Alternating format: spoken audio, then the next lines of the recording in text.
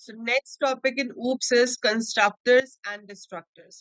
ये special type के functions होते हैं. जो भी लैंग्वेज आपकी ऑब्जेक्ट ओरिएंटेड प्रोग्रामिंग लैंग्वेज होती है उसमें we have the topics of constructor and destructors. Normally क्या होता है, देखो जब आप एक वेरिएबल क्रिएट करते हो तो बाय डिफॉल्ट उसमें जो पहले से पड़ा होता है वो गार्बेज वैल्यू हो सकती है. So whatever is there initially that could be garbage. We want की गार्बेज वैल्यूज ना हो, उसमें आपके पास प्रॉपर वैल्यूज होनी चाहिए, तो हम उसे इनिशियलाइज कर सकते हैं. तो जैसे ही ऑब्जेक्ट क्रिएट हो उसमें इनिशियली कोई वैल्यू आ जाए, वो 0 भी हो सकती है, वो ब्लैंक स्ट्रिंग भी हो सकती है, वो 100 भी हो सकता है. It could be anything. So कुछ भी हो सकता है उसके अंदर. बट हम चाहते हैं कि कुछ गार्बेज ना हो, हम जो वैल्यू फिक्स करना चाहते हैं वो हो. तो आपके पास उसके लिए जो स्पेशल फंक्शन बनते हैं उन्हें हम कंस्ट्रक्टर्स कहते हैं. यहाँ पर कंस्ट्रक्टर बनाने के लिए आपके पास क्या रूल है, आपको यहाँ पर 2 अंडरस्कोर देने हैं शुरू में. तो आप क्लास पर्सन बनाओगे, ठीक है, और एक स्पेशल फंक्शन बनाओगे जिसका नाम ही होगा कंस्ट्रक्ट. तो फंक्शन का नाम ही आपको कंस्ट्रक्ट देना है and it should start with 2 underscores. ये जो फंक्शन बनेगा इसको हम एरो के हेल्प से कॉल नहीं कर सकते, ये अपने आप कॉल होगा जब आप न्यू कीवर्ड का यूज करोगे. So when you will be using new keyword उसी टाइम पर ये फंक्शन जो है कॉल हो जाता है. So it's called the moment the object is created. For example मैंने यहाँ पे लिखा डॉलर, ऑब्जेक्ट का नाम लिखा is equal to new person. पहले आपको याद होगा इस न्यू पर्सन के आगे हम खाली राउंड ब्रैकेट्स दे रहे थे. अब हम खाली राउंड ब्रैकेट्स नहीं दे रहे, हमने नाम यहीं पे ही पास कर दिया. सिंस हमने नाम यहीं पे ही पास कर दिया, सो जब आप यहाँ पे नाम पास करोगे ये बाय डिफॉल्ट आपके कंस्ट्रक्टर को कॉल कर देगा.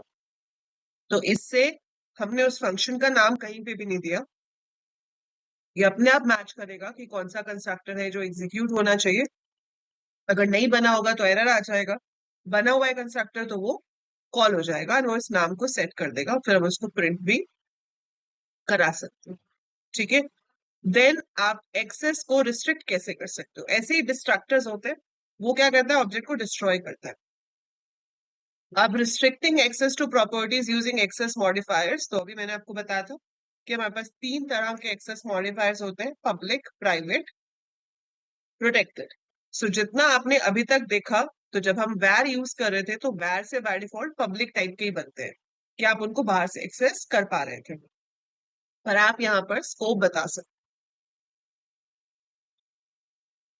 तो आपको उसके लिए यहाँ पर एक्सेस स्पेसिफायर लिखना होगा.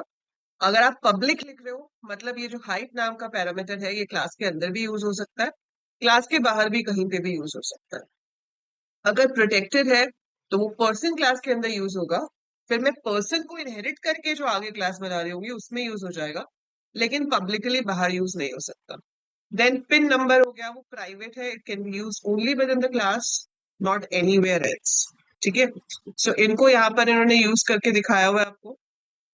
यहाँ पे तो सेट नेम गेट नेम बनाया है. ठीक है. अब उसके बाद उसको यूज करके दिखाया है, when you declare property is private only the same class can access the property. When a property is declared protected, same class and classes derived from the class can access the property. So it has to do only with inheritance, otherwise इसका कोई काम नहीं होता. Public में कोई access restriction नहीं है, कहीं पे भी यूज हो सकता है. It can be use from anywhere. ठीक है. So restricting access to methods is also like that. आप ये सेम चीज फंक्शंस के साथ भी लगा सकते हो. तो जब आप फंक्शन क्रिएट करोगे आप फंक्शन के आगे भी कीवर्ड लिख सकते हो. तो अगर आप फंक्शन के आगे कीवर्ड लिख देते हो प्राइवेट, प्रोटेक्टेड, पब्लिक, तो सेम जो आपका रिस्ट्रिक्शंस है वो फंक्शंस के साथ भी यूज हो जाते हैं. तो ऐसा नहीं है कि ये सिर्फ वेरिएबल्स के साथ ही हो सकता है, it is done on both. ठीक है. दोनों के साथ हम इसको यूज कर सकते हैं. नेक्स्ट हमारे पास आता है कंसेप्ट इनहेरिटेंस का, कि भाई एक क्लास बना ली, ठीक है, अब मैंने मान लो रेक्टेंगल नाम की क्लास बनाई. तो रेक्टेंगल में मैंने फीचर्स दिए हुए लेंथ एंड ब्रेड्थ. ठीक है. अब उसको मुझे इनहेरिट करके क्यूबॉइड बनाना है.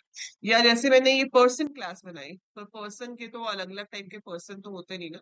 बट हाँ, हम ये कर सकते हैं कि पर्सन कोई भी हो सकता है, देन एज पर मेल फीमेल हम उसमें अलग मेंबर्स ऐड कर सकते हैं. So we can take person class, उसको इनहेरिट करके मेल क्लास अलग से बना सकते हैं, फीमेल क्लास अलग से बना सकते हैं.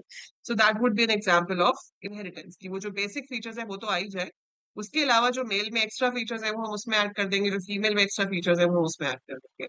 सो that is inheritance. Purpose of inheritance is reusability of code.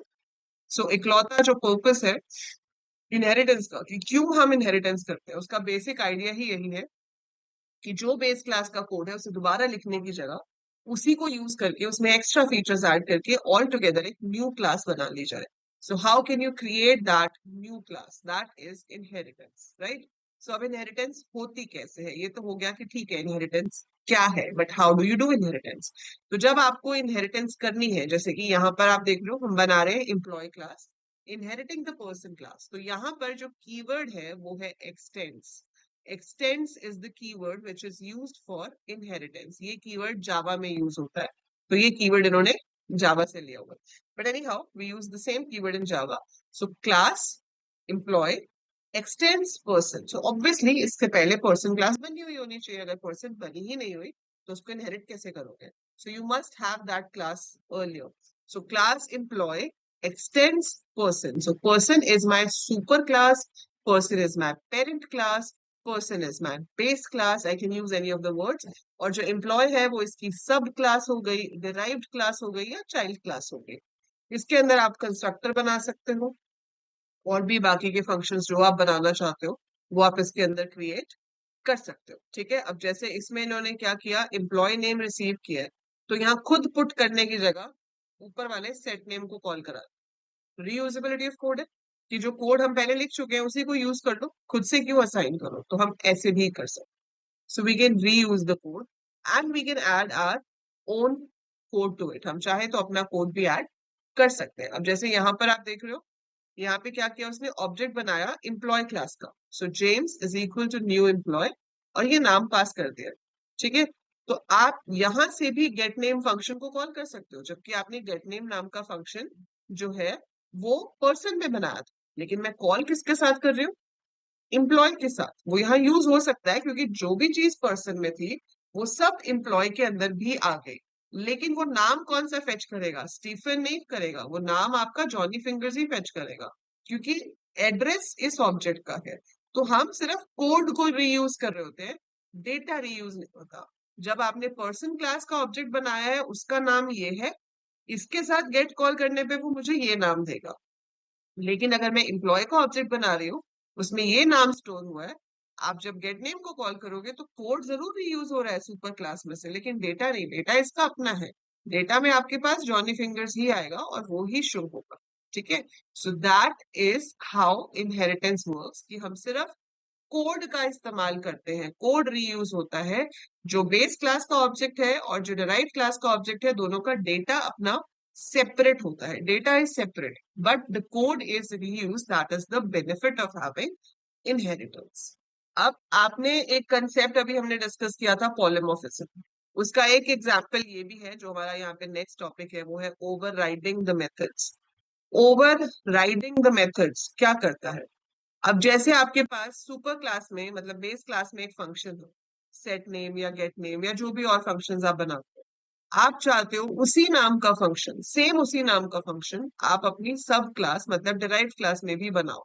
सो जहां पर मैं क्लास एम्प्लॉय एक्सटेंड्स पर्सन कर रही हूँ, अब इसके अंदर भी मैं सेम नाम का फंक्शन अगर बनाना चाहूँ, ठीक है, सो आई कैन क्रिएट. जैसे यहाँ पर देखो मैंने क्या किया, protected function set name new name, और फिर यहाँ पर चेक वगैरह की कुछ कंडीशन कि अगर न्यू नेम ये है तो सेट कर दो अदरवाइज मत करो. But the basic thing is कि मैंने एम्प्लॉय क्लास के अंदर भी एक सेट नेम का फंक्शन बनाया.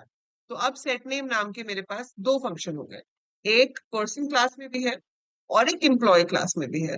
तो अब कौन सा वाला कॉल होगा? इसका आंसर बहुत सिंपल है. अगर तो आप बेस क्लास वाले के साथ सेट नेम को कॉल कर रहे हो तो वो अपनी क्लास वाले सेट नेम को कॉल करेगा. ठीक है, so it will call set name of its own class. लेकिन अगर आप वो एम्प्लॉय वाले के साथ कर रहे हो, ठीक है, अगर आप एम्प्लॉय वाले के साथ कर रहे हो तो वो अपनी क्लास वाले को कॉल करेगा. So it will call its own class. अगर आपको कभी भी इस चीज को ओवरराइडिंग कहते हैं. सो फंक्शन ओवरराइडिंग का मतलब है when I have a function with the same name in the derived class as of one in the base class, that is called function overriding. कभी जरूरत पड़ जाए कि ऊपर वाली क्लास वाले को कॉल करना है तो आप ऐसे ऊपर वाली क्लास का नाम फिर दो बार कोलन, इसे स्कोप रेजोल्यूशन ऑपरेटर कहते हैं.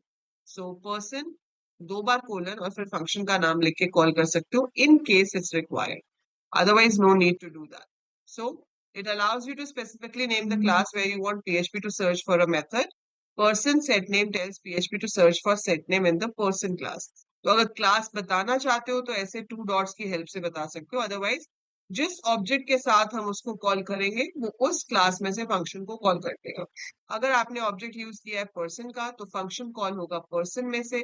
अगर आपने ऑब्जेक्ट कॉल किया है डिराइव्ड क्लास का तो वो कॉल करेगा उसके बारे में। सो that is inheritance. Inheritance different types की भी होती है। डिफरेंट टाइप्स ऑफ इनहेरिटेंस कैसे होती है, जैसे अगर एक ही बेस क्लास और एक ही डिराइव क्लास इन्वॉल्व है, लाइक मैंने रेक्टेंगल को इनहेरिट किया क्यूबॉइड के अंदर, जैसे यहाँ पे person was inherited to employee, so this was called simple inheritance और सिंगल इनहेरिटेंस। तो सिंगल लेवल इनहेरिटेंस जहाँ पे एक पेरेंट है एक चाइल्ड सब क्लास है।